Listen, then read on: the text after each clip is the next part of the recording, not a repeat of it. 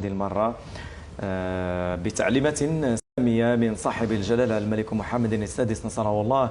ترأس صاحب السمو الملكي ولي العهد الأمير مولاي الحسن اليوم الأربعاء بالقصر الملكي بالرباط حفلا أقامه جلالة الملك على شرف أعضاء المنتخب الوطني لكرة القدم لأقل من 20 سنة عقب ظفرهم بكأس العالم 2025 التي نظمت في الشيلي.